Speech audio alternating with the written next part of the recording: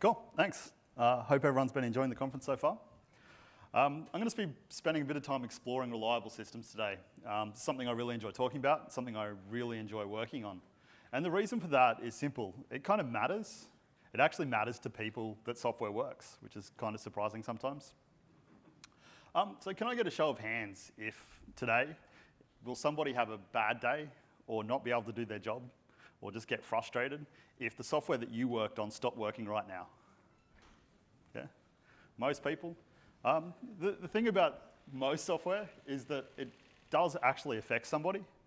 Doesn't matter if it's a big piece of software, a little piece of software, for millions of users, for a couple of users. It tends to actually matter. So I think that this is tremendously motivating.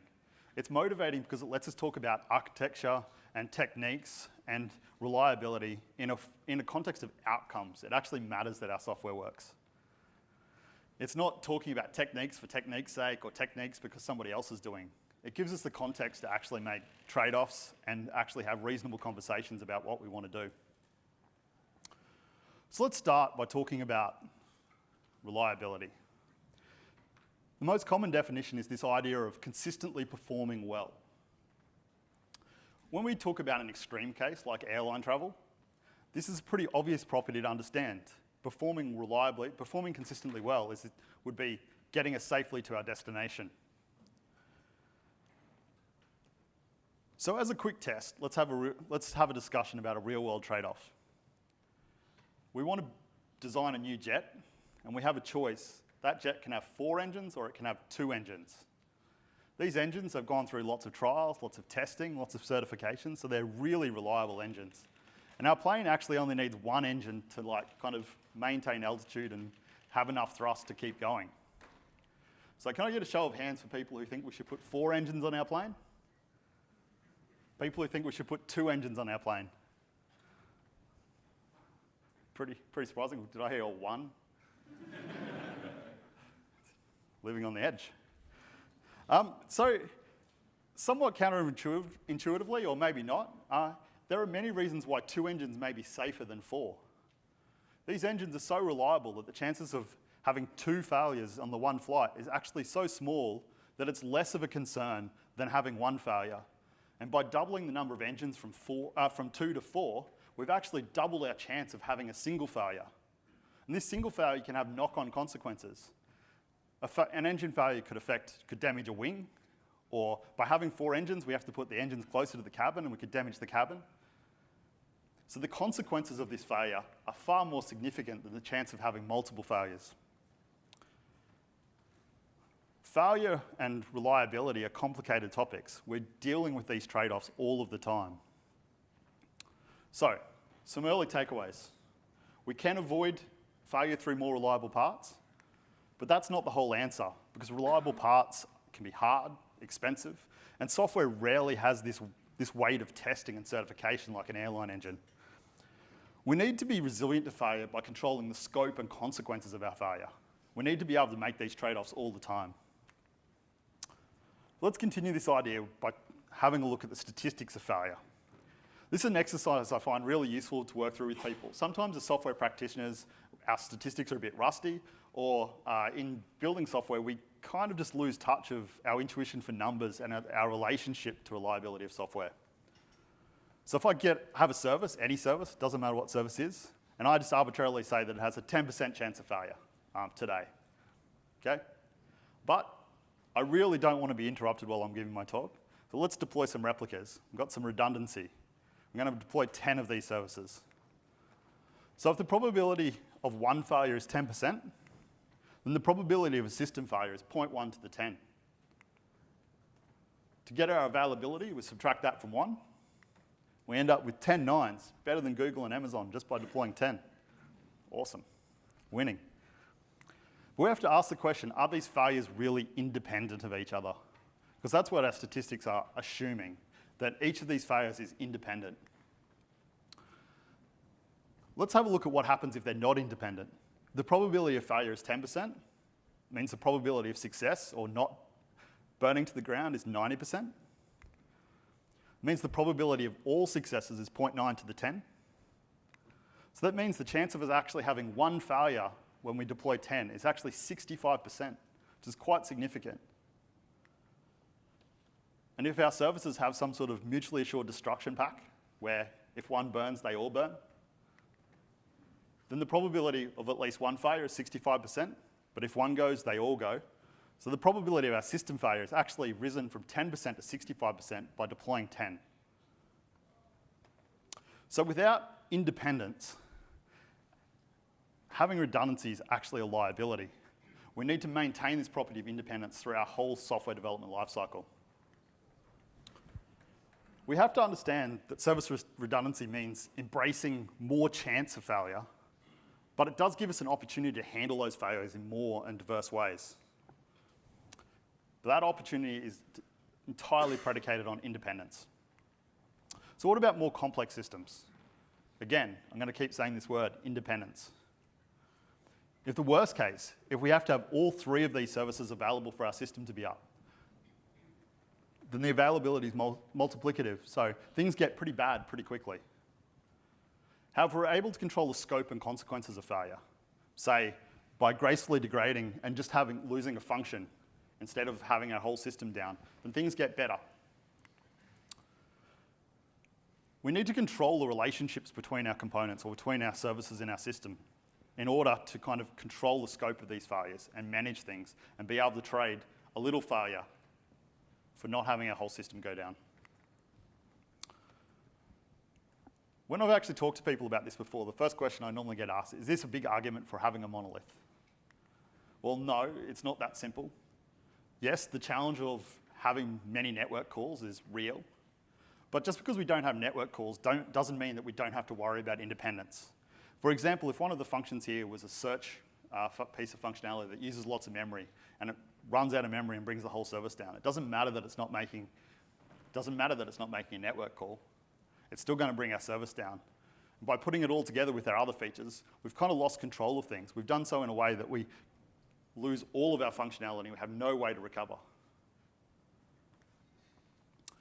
Service granularity gives us this opportunity to trade the likelihood of a failure for the consequences of a failure. So we've explored a bunch of trade-offs we need to be aware of: redundancy, granularity, architecture. We have to be aware of all of these at the same time to be able to make our software more reliable. None of these are a free lunch. They're all hard, and we have to work at them. So let's take these lessons to actually building a system. Although I'm not particularly good at it, I quite enjoy playing online chess. So it's created an interest in thinking about how we would construct a reliable online chess service. It's an interesting problem because it isn't too big. It hopefully isn't too hard to follow. But it actually offers a lot of the challenges you see in systems every day. So what makes up an online chess service? It's probably 5 key functions. First, we have player pairing. So if 2 people jump online, we need to be able to pair them up. This isn't just 2 arbitrary people. There's a huge deviation in skill levels and the time length of games that people want to play. So we want to pair people based on the similar skill levels and the same game duration. We want to be able to play the games, enforce the rules, see who wins. We want to be able to look at historical games. It's always good to learn from your own mistakes, even better to learn from other people's mistakes. We want to be able to analyze games. Computers are quite good at chess. We want to be able to have a computer show us what the best moves are, again, helping us learn. And we want to play against those engines, maybe just because we really like getting beaten, or maybe because there aren't any other players around. But playing against engine is a common feature. So I don't want to get into the merits of monoliths versus services, but there are some deep impacts to be considered on all sides, some of them social, some of them technical. But it's worth exploring the different trade-offs purely from a reliability perspective. If we look at our online chess service and all of the features, that's a lot of things to pack into one service, and not actually that much relationship between them. If we look at our modes of failure that we talked about earlier, the risk of failures is removed because there's no interactions between services. We just have one. But we've increased the consequences of failure. If anything happens, if anything goes bad, we bring the whole chess service down. Not great. But we also remove any independence of operational control. This kind of, whatever the slowest feature is, maybe the chess engines require lots of memory, lots of CPU. We're now hostage to those from an operational perspective. We're going to have to deploy lots of all of these services in order to deal with it. So an alternative approach was to break it down into services. How would we go about this? One of the most common mistakes I see is when people start moving from a service-based approach to a service-based approach. They start grasping for nouns, so player and game. More recently, I heard Michael Nygaard, who you're lucky enough to hear his keynote yesterday, term this the entity service anti-pattern. It seems pretty apt. Regrettably, this is such a common pattern that it's ingrained in pretty much every microservices tutorial. It's in reference architectures for web service frameworks. People leap at these entity services. The problem is you end up with very deep communication structures. Pretty much everything ends up having to talk to the game service. A lot of questions have to be asked. What is the state of this game? What are the current moves? Am I waiting for a pair? Am I waiting for a move? And a lot of the information that game service has to maintain isn't actually to do with games, it's to do with the clients of those games. So the game state, am I waiting for a pair? Am I waiting for a move? These states are really only relevant to the intermediate services. What happens when the game service has an issue? Pretty much everything explodes. Everything explodes really quickly. It's not going to end well. Basically, we've managed to construct a system that has all the downsides of our monolith, plus we have the next extra network overhead and our complexity. We need to be a little bit more deliberate about how our services talk to each other. So back to the drawing board. A good place to start rethinking about services is starting to think about their inputs and the states and what they have to ask. We've already seen when services have to ask too much of their dependencies, things don't work very well. So instead of reaching for a game service, we can think about games as values that we can pass to these services. Conveniently, chess has a text notation called PGN, Portable Game Notation, that lets us represent games of chess. It's pretty handy. We can pass these around. And this lets us have a different way of thinking about our services. So instead of starting with our nouns and starting with our entity services, we can kind of start with the different behaviors that we have to have in our system. Pairing of players, playing games, analyzing games, looking at the history of games, and having our game engine. So if we dive into the pairing service to start with, we don't even have to even have any chess knowledge about our pairing service.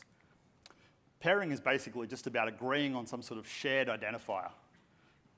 Player one comes to the table. They say, I want to play a game of certain length, and I want to play with certain strength players. Another person comes along. The only thing that they need to agree on is what their game ID is. So the pairing service is simply about negotiating this shared identifier. A party who wants to be paired has to be able to communicate its constraints, how it can be notified. So the actual inputs to this service might look something like this. Notify me at this URL. Here are my constraints. These constraints are a little bit chess-orientated, but they don't have to be. This pairing service just maintains an index list of the waiting parties. And then asynchronously, it can pair up people that are similar. It can maybe give it a few seconds, see if it can find the best match, and then notify them with their game ID. This flows on into our game service. The playing service is responsible just for the in-flight games. Two people have just been paired up, they have a shared identifier. They can just go and say, I want to play this game, and it'll be in an initial state. It doesn't matter where those identifiers come from. They don't even have to have come from the same service. There's definitely no direct relationship to the pairing service. We could have a second service that's pairing human players with computer players, generating a different set of IDs. Again, just passing them off to the play service.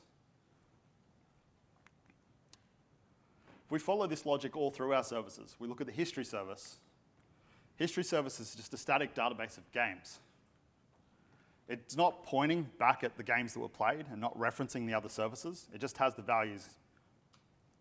And it hands out those values. So when we actually go and search, we finish a game, we just pass the value of that game to the history service and it'll be stored. We don't actually maintain a reference to the original game. It can get archived and removed. This is really important because that means if we are currently playing a game and that service goes down, we can still look at the history of our games.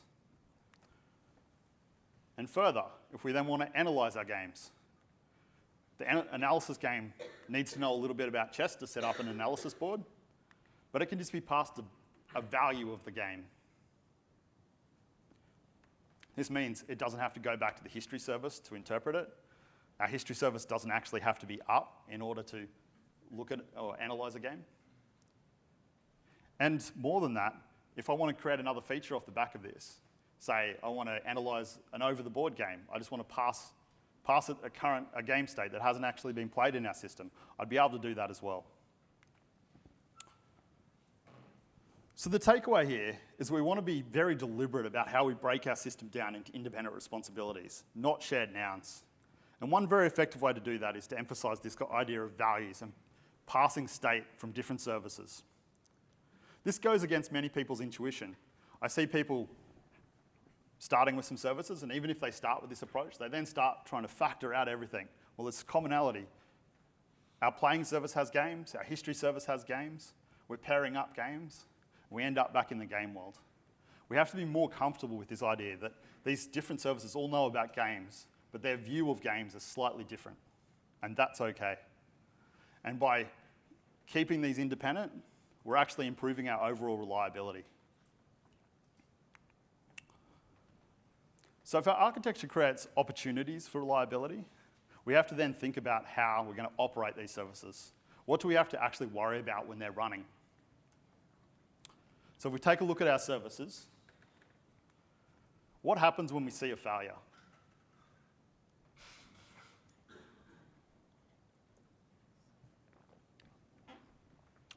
If we look at our chess engine, it's the service I'd be most worried about. Chess engines are fairly computationally expensive. They might fall over a lot. They're fairly performance critical. Some of their implementations choices are sometimes a bit questionable. So it's something I'm going to have to worry about. When I talk about failure of a service, and I'm thinking in operational context, I'm not thinking about a service. I most likely have several deployed. I might be talking about all of those being broken, or I might be just talking about a single instance being currently being down. Our first job is to understand what is failing and how it's failing so that we can start to do something about it. There are many useful monitoring techniques we can apply, but a simple health check on a status URL can be really effective. It provides a nice way to introspect on services and can be used to determine the health. So this one has an explicit status OK, or KO if the service is not OK. Or we could just say, can we contact this URL or not? Once we've identified what is failing, we need mechanisms to route around that failure. This might be different in different environments, but we have to be pretty aggressive about it. If something's failing and we keep sending requests at it and we keep trying harder, it's going to put more load on that and make it harder to recover. We need to give it some space to rest, either get shut down, start a new one, and recover. If we don't, the likelihood is that we're going to start cascading those failures upwards. So our chess engine's going to see failure after failure. Its requests are going to get slower because it's only succeeding one in every few times. That's going to result in more requests to the engines. We're going to get more failures and more failures. If we can isolate these failures, get back to returning service as normal, things will get better a lot easier, a lot quicker. One of the things that when people first start implementing these checks, and something that I've run into with teams a lot, is this idea of entangled health checks though. They have a health check and say, well, my service is okay. But then they say, well, my service is not okay. And what does that actually mean? And when they've implemented that, they've actually gone and enumerated all of the other services that they talk to. So my pairing service, well, it has all of these notify URLs. Are any of those notify URLs down? That's a pretty degenerate case, but I've seen services that have shut themselves down because they couldn't talk to a very optional dependency. And this is something we have to watch out for. We can introduce coupling during this operational phase. Monitoring can be very effective, but failure is not always that clean as well. We kind of suffer from a whole bunch of bad assumptions. History's given us kind of these 8 fallacies of distributed computing, and there's a list of fallacies of pretty much every topic in programming, but historically this is the one I've referred to probably the most. But there's some basic techniques we can use to kind of start combating these assumptions. First and foremost, timeouts save lives. Assuming that a request will either succeed or fail straight away creates so many problems. We want to make sure we know about a failure, and in many cases, just going slow is as significant as a failure. In fact, it can be sometimes worse, because it can be harder to recover from. Timeouts are so important that we probably should have some sort of government-sponsored public service announcement, some sort of slip-slop timeout. It's that important. If we fail, if we time out, if we can't make a request, then we do have to try and try again. But we have to take care and patience with that. Again, if we have a failure and we keep trying, we're going to overload our system and make things worse. These plots, which you probably can't see very well, some research that Amazon published, or some graphs that Amazon published about different strategies for backing off of retries, doing optimistic concurrency. But the same strategies work very much from recovering from failure. They're exponential back off, so taking longer and longer if we're getting more and more failures, but doing that with a little bit of randomness, so everyone's not jumping on the service at the same time when they're retrying, and having some min and max boundaries so things don't get too out of control. Okay, so we've got our timeouts in place, we've got our health checks, we know when things are going well. Things can still fail, right? What do we actually do? The first thing to remember is that serving some requests is better than serving none. If I look at the chess engine example, again, I might not have enough CPUs to service all the requests. So for our chess engine, this might mean tapering limits. It's kind of the staircase here to remember. If we can only service 30 requests at a time, we don't want to send 60 requests to it and let it fall over. We want to stop those requests before it gets to it. This applies to things like databases. If we can only handle 100 database queries at a time, and we have 3 database queries for every HTTP request, don't allow 700 HTTP requests and then hope that your database is not going to fall over. Stop those requests as early as possible so we don't overload our systems. They can recover quicker. Finally, if all mitigation and isolation fails and our engine service is totally offline and unable to serve any requests, we need to take more drastic action. There are lots of patterns we can apply, like circuit breakers to cut off communication to our engine service and hopefully let it recover. But more important than that, we have to understand holistically what this actually means for our total service. So that means thinking about things right through to the user interface. If our computer engines are offline, the play computer button probably doesn't make much sense. Having people click this button and then just get a failure message isn't going to help. Being able to remove it from the interface or disable it temporarily when we know these services are offline is a very useful tool to have in our belt. Okay, recapping quickly. We need to understand what is failing, first of all. We have monitoring, health checks, a whole bunch of techniques to help us identify, is it a single instance, is it lots of instances, what is actually failing. When we've identified it, we want to route around that failure as quickly and effectively as possible. We don't want to keep piling traffic on our failing resource.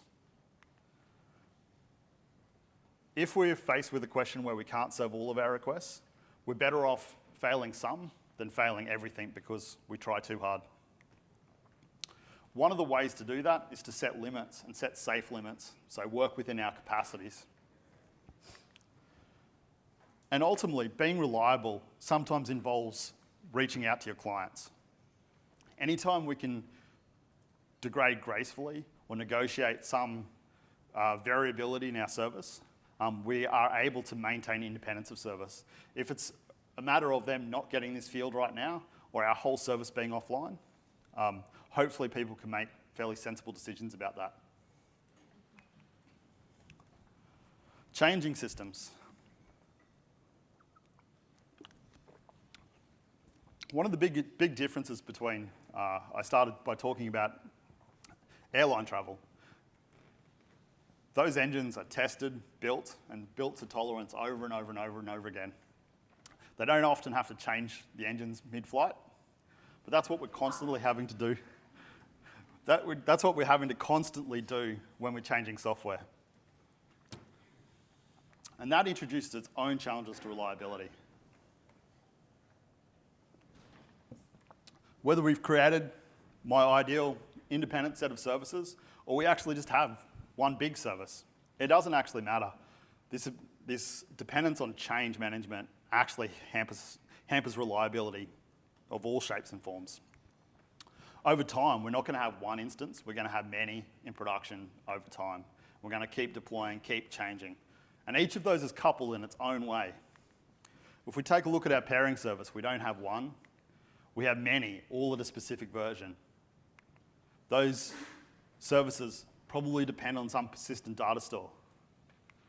So when we deploy a new version, they tend to be coupled through that data store. The old version's using the same data as the new version. This introduces all sorts of complications. We're also coupling through the interface. When we have two versions up, there are services that are depending on the consistent semantics, consistent structure from these services. So this change over time is a big deal. If we draw it as a black or white problem where we have old or new, we kind of introduce an unreasonable dependence on the results of our service. There's a cliff that we have to jump off every time we deploy. Is it going to work this time? Is it the same as last time? Is it okay? And these interactions are very difficult to test for. It doesn't take long before we've got a couple of services up and the permutations of versions in production become infeasible to test in advance. We might have several environments, all at different versions, that you're going to hit a case where this one and this one didn't work together. What do we actually want to do? Basically, we want to avoid the situation where we have these discrete jumps going from version 1 to version 2 and hoping that it's going to work. We want to create situations where we can gracefully roll things out and flatten out this time dimension. Having a version, being able to deploy the new version safely, have both working in parallel, and eventually switch over to the new one. Or if things aren't going so well, deploy one, get the old one out, and if it doesn't work, go back to the old version. But we have to be able to do this gracefully, and there has to be some techniques that we apply to do it, because it's not that straightforward.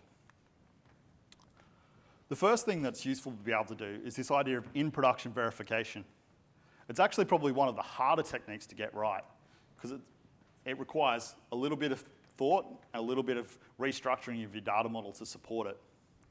What we want to be able to do is have two versions in production, but have the data stores be independent. We want to be able to have a routing source that can replicate traffic. So when we get a request, we want to send that request to both of the services, have those services provide an answer, and then verify. Are these answers both the same, or are they within some tolerance, or what are they going to do? Or if it's bad, kind of go, well, something's wrong here. There's really no substitute for being able to test against live traffic. I've been in a number of situations where I've inherited large code bases that had lots and lots of traffic, very few tests. It was a choice between working out ways in which we could test against live traffic or never changing anything because we were so paralyzed by fear that if we deployed something, we would break something. We had hundreds of URLs, questionable semantics, not very many tests. This doesn't have to be live. We could use logs to replicate it. And there are certain service designs that kind of make this easier. So a pair service, it was asynchronously returning the results saying, here's an identifier for our pair. This is actually a really easy case to test this with because we can send all the pair requests to both services, get all the pair responses from the two services, and just kind of compare and shuffle. It's a great way to build confidence in a service. Next, we want to extend this to incremental deployment. It's a slightly different setup, where if we have two versions in production, they're both using the real data source, right? We just want to offload a small proportion of requests to the new version until we're confident in it. So again, we have to have some sort of intelligent routing service. Maybe we don't even have every request going. Maybe it's just a certain type of request until we build up confidence in this new version. We might want to send traffic, most traffic to the old version, a little bit of traffic to the new version. Once we have this in place, if we can understand success of a service, then we can kind of start migrating things quicker. Is it just that the responses are okay? Or they're not okay? That's a really crude one. But we can go further, starting to validate the structure of our responses, actually verifying things as they're happening in production. Or having key indicators like, well, it should only take less than 2 seconds to find a pair most of the time. When we deploy this new service, is it going faster or slower than the old service? If we can build confidence, then we can start routing traffic, building up until we can get all of our traffic to the end. If things aren't going well, then we kind of roll back. These techniques aren't revolutionary. People have been doing it for a long time. I'm sure some of you are doing some of these techniques. However, when we talk about these techniques, a lot of the time we talk about using them for big deployments or people who have lots of customers or are really worried about uptime. But this can be a technique that we can use even on small code bases just to build confidence. I like asking this question. Could you survive shipping a bad line of code? This is something I think we'd all like to not be scared of. We can work really hard, we can test our code, we can try to verify and be very careful, but eventually a bad line of code will get through. And what do we want to happen? By using some of these techniques or having some of these structures in place, we can actually protect ourselves and cover ourselves from these cases. It doesn't matter if it's a small app. Some of these aren't that hard to set up. So I've talked a lot about deploying code, and this presents some serious challenges in itself. But the problem is deeper and more challenging if you start to incorporate data into this. How do we migrate data? How do we change our databases? In order to tackle these issues, it's kind of very important that we kind of deal with these problems independently. One of my pet hates is services that use the local file system for their storage or their persistence. Pretty much every development tool ever. The number of times I've worked in a company where the hardest to deploy service was their CI server because it only used the local disk is amazing to me. It happens and keeps happening time and time again. I mean, it's easy to understand. The file system is attractive. It's easy to test, it's easy to understand, it's easy to replicate. But it actually makes things really complicated when we start thinking about reliable services in production. We can't just start a replica of the service. We can't shut down or restart the service without care. We often can't run multiple versions at the same time. We really want to tease apart this handling of data into reliable data storage. There are nice patterns for doing high availability databases. We want to deal with that as a separate problem than with our code, rather than coupling them together on the same server. This also comes up in infrastructure problems. I see a lot of people now running Kubernetes, and one of the things that they do is they assume that there's only ever going to be one cluster. But there's a lot of things that are actually really hard to migrate. So I've seen people who've gone, okay, we've got Kubernetes, or we should have deployed it with some TLS, mutual TLS between services. But actually rolling out Istio onto their cluster is actually a really hard exercise. And so you have to rebuild a whole new cluster, but then they realize, well, we actually can't have 2 clusters in production, it doesn't work. So again, we're in this situation where we have to take a big dive off of a cliff and hope that we don't break things. We want to be careful anytime there's a singular in our infrastructure or in our deployment. Okay, got a long way into building this system, and no one has asked me to do the impossible yet. It doesn't seem very realistic. When I'm at work, people are always asking me to do impossible things. Well, let's do something impossible. How do we construct a reliable system from things that are just not reliable? So, a little disclaimer first. It's based on a true story. It happened to me, it could happen to you. Really. I've changed the context to protect the innocent, also to work better with my chess example. But this is about a machine learning library, just a slightly different one. Over the last few years, there's been a revolution in chess engines. We've moved from a world where chess engines like traditionally is Stockfish and Komodo. They're super strong because computers are really fast. They just work really hard. They basically brute force calculate what's the best move right now. But newer machine learning-based chess engines like AlphaZero have turned this on its head. AlphaZero last year beat Stockfish in a 100-game match, 28-0. This is significant because it's really strong, but it's also significant because AlphaZero didn't learn by trying really hard. It learned by playing lots of games. This means that it plays moves that are more familiar to humans or feel more natural. And it also has led to a cottage industry of people trying to re-implement it. Just like every machine learning library ever, somebody has never written Python before, goes and tries to implement a Python version of AlphaZero. This is great. It's awesome. People can have fun. They can play around. Did it on the weekend in a few hours, carefree. Didn't run any tests because it didn't matter. I'm having fun. It's awesome. Cool. It even works sometimes. It's cool. Yep. What's the worst that could happen? Well, I'm going to put it in production. It's all good. So how would we go about shipping this piece of code? And to say that it's unreliable would be an understatement. The chance of it actually working while I'm here on stage would be, pretty much non-existent. If I ran it 10 times, it probably fails 8 times. And it doesn't just fail. They've done what I didn't like. They didn't separate out the computation and data. They used the local file system. They didn't even use a format. They just pickle some data structures and put them down. It gets pretty bad. When it crashes, it often corrupts that data store because it's halfway through writing. It doesn't really work. And then it loses all its memory, so you have to retrain it, and it's pretty bad. What do we actually do? So, if I was faced with this problem, and I might have been, a way to do this is to create a proxy to take control of the interactions with this unreliable piece of code. We want to use this proxy to create a more reliable view of data. So how the training of these engines work is that basically it's playing a game and then a game and a game. So instead of just passing the games onto the library, what we're going to do is we're going to create an immutable log or an append-only log of every game that we've played.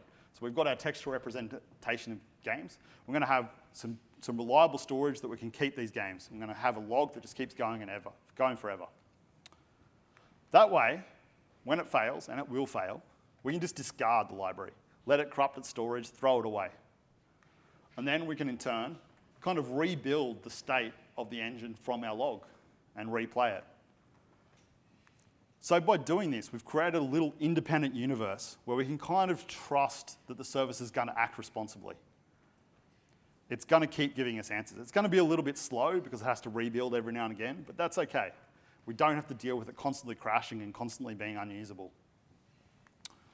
Once we've created this independence, then we can go about trying to recover our availability. So probability failure of 2 goes from 80% to 64%, not too bad. Get it up to 10, and we're back to 10%. 20, back to 1%.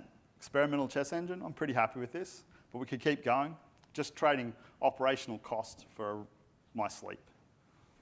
It's a fairly good trade-off. So this idea of reliability being not just about reliability is important to me. It's about being confident. It's about being confident that I can change code. It's about being confident that I can recover if a bad piece of code actually slips through. I like to be relaxed about things. Just to go through some of the key points. We want to avoid failure through more reliable parts, but we want to do more than that. If our parts do fail, we want to be resilient. We want to control the scope and the consequences of those failures. Being redundant means having more failures, but more ways to deal with those failures. We have to think about our architecture. It's our one opportunity for controlling the interactions, controlling the scope of failure. We want to think very carefully about service granularity. We're trading the likelihood of a failure against the consequences of a failure. Basically, we want to take all of these and make a good decision for our service. It's not going to be the same for everyone, but if we have all of these tools at our disposal, we can make some good decisions. So, bit of a whirlwind, lots of different concepts. There's lots of places where you can read more about these. There's probably been a whole bunch of them already mentioned at this conference. But I just wanted to present this through a fairly narrow lens. I just wanted to worry about reliability and keeping my services up. Hopefully that's a different way to think about it. Hopefully it's useful to some people. Thanks.